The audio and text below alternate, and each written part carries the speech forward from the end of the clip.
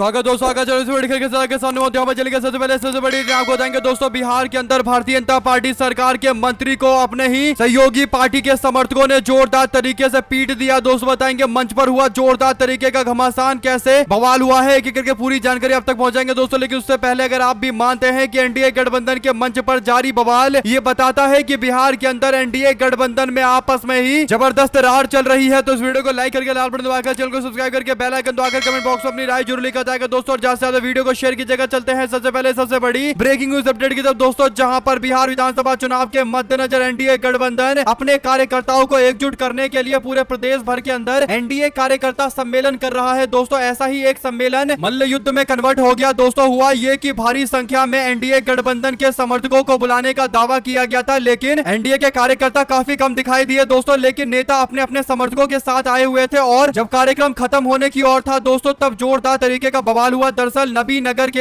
NDA के अंदर विधानसभा स्तरीय कार्यकर्ताओं का सम्मेलन बुलाया गया था दोस्तों, और बिहार के जमुई के अंदर एनडीए गठबंधन के कार्यकर्ता सम्मेलन के दौरान जोरदार बवाल हुआ। कार्यकर्ताओं ने कार्यक्रम के दौरान बिहार सरकार के मंत्री के साथ जोरदार बवाल हो गया दोस्तों। नीतीश सरकार के निर्दलीय मंत्री सुमित सिंह और जनता दल यूनाइटेड के पूर्व एमएलसी संजय प्रसाद मौजूद थे, और इन दोनों के बीच में पिछली बार चुनाव में एक दूसरे का आमना सामना हो चुका है दोस्तों। यानी पिछली बार जब 2020 के इलेक्शन हुए थे, तब जमुई जिले के चकाई विधानसभा क्षेत्र से एनडीए गठबंधन के उम्मीदवार के तौर पर जनता दल यूनाइटेड के नेता संजय प्रसाद को मैदान में उतारा गया था। लेकिन उस समय निर्दलीय तौर पर मैदान में उतरे सुमित कुमार ने जीत हासिल कर ली दोस्तों, और सुमित कुमार जीत हासिल करने के बाद निर्दलीय मंत्री के तौर पर नीतीश सरकार में शामिल हो गए और नीतीश सरकार को समर्थन दे रहे हैं दोस्तों। हालांकि जनता दल यूनाइटेड के दोनों नेताओं में आपस में बहस हो गई, मंच पर जमकर हाथापाई हुई दोस्तों। समर्थक जो नीचे बैठे हुए थे मंच से नीचे, मंच के ऊपर चढ़कर आते हैं दोस्तों, और इसके बाद एक तरफ से सुमित कुमार के समर्थक, दूसरी तरफ से संजय प्रसाद के समर्थक, दोनों में जमकर हाथापाई शुरू हो जाती है और मंत्रियों के बीच में जबरदस्त बवाल देखने को मिलता है दोस्तों। इसके बाद पूरा का पूरा मंच अखाड़े में तब्दील हो जाता है। वहां पर सुरक्षा में मौजूद पुलिस वाले नेताओं को एक दूसरे से हटाने की कोशिश करते हैं दोस्तों, स्थिति को संभालने की कोशिश करते हैं, लेकिन बवाल इतना ज्यादा था कि पुलिस वालों से भी स्थिति संभलती हुई दिखाई नहीं दे रही है दोस्तों। और कई मिनट तक ये जोरदार तरीके का बवाल जारी रहा दोस्तों। इस बवाल को रोकने के प्रयास जब तक किए जाते, तब तक पूरी तरीके से स्थिति एकदम मारपीट वाली बन गई और जमकर मारपीट भी हुई दोस्तों। इससे एक बात स्पष्ट हो गया है कि जनता दल यूनाइटेड और एनडीए गठबंधन के अंदर जमकर कलेश है। मीडिया वाले, खासकर गोदी मीडिया वाले, इस बात को बताने को तैयार नहीं है दोस्तों, लेकिन हकीकत सबके सामने है। आपको बता दें कि लोग अपने हाथ में पार्टी का झंडा लेकर मंच पर चढ़ गए दोस्तों, यानी बवाल करने के लिए झंडा लेकर समर्थक मैदान में उतरे, और क्योंकि मंत्री और पूरे विधायक के समर्थक थे, तो ये बवाल इतनी जल्दी थमा नहीं। इससे एक बात तय है कि इस सीट को लेकर अभी तो और ज्यादा विरोध आगे देखने को मिलेगा। अगर आप भी मानते हैं दोस्तों कि एनडीए गठबंधन में कहीं तो भीड़ नहीं आ रही और कहीं पर इस तरीके का बवाल हो रहा है कि मारपीट मंच पर हो जा रहा है, एनडीए गठबंधन में इस तरीके के खूनम खानी जारी होने से एक बात पता चल रही है कि बिहार के अंदर एनडीए गठबंधन में जबरदस्त तरीके का बवाल है दोस्तों। और मंत्री और उसके समर्थक और सामने से दूसरा मंत्री एक ही पार्टी का आपस में भिड़ रहे हैं, यानी दोनों जेडीयू के नेता है, फिर भी एक दूसरे को मारने पर तुले पड़े हैं दोस्तों। पुलिस वालों को काफी मशक्कत का सामना करना पड़ा, कई लोगों को उठाकर मंच से नीचे फेंका गया, फिर भी बवाल जारी रहा दोस्तों। आप लोग अपनी राय जरूर लिखकर बताएगा इस पूरे मामले पर, और ज्यादा से ज्यादा वीडियो को शेयर कीजिएगा ताकि पूरी अपडेट आप लोगों तक लगातार इसी तरीके से पहुंचती रहे। चलते हैं एक और बिग न्यूज अपडेट की तरफ दोस्तों, जहां पर